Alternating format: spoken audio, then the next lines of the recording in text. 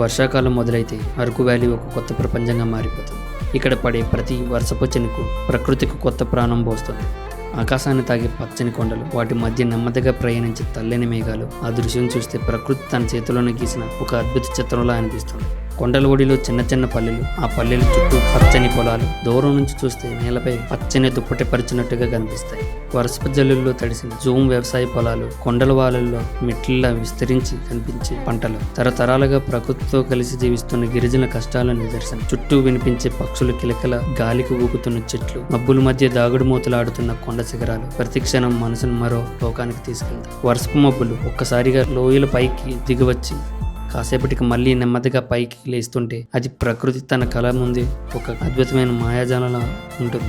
ఇక్కడ ప్రతి దారి ఒక కొత్త అందాన్ని చూపిస్తుంది, ప్రతి మలుపు ఒక కొత్త ఆశ్చర్యాన్ని పరిచయం చేస్తుంది, ప్రతి అడుగు ప్రకృతి మరింత దగ్గరగా చేస్తుంది. అరకు అంటే కేవలం ఒక పర్యాటక ప్రాంతమే కాదు, ప్రకృతిని ప్రేమించే ప్రతి మనిషికి ఇది ఒక అనుభూతి, ఒక ప్రశాంతత, ఒక జ్ఞాపకం. వర్షపు మేఘాలు, పచ్చని కొండలు, లోయలు, గిరిజన సంస్కృతి, పల్లె జీవనం ఇవన్నీ కలిసి అరకు వ్యాలీని భూమిపై ఉన్న ఒక చిన్న స్వర్గంలా మార్చేస్తాయి. మీరు కూడా ప్రకృతి ఒడిలో కొన్ని క్షణాలు గడపాలనుకుంటే ఒకసారి మాన్సూన్లో అరకు వ్యాలీకి తప్పకుండా రండి. ఇక్కడ అందాలు కెమెరాలో బంధించవచ్చు, కానీ ఈ ప్రదేశం మనసుకు ఇచ్చే అనుభూతిని మాత్రం మాటల్లో పూర్తిగా చెప్పలేం. ఇది అరకు.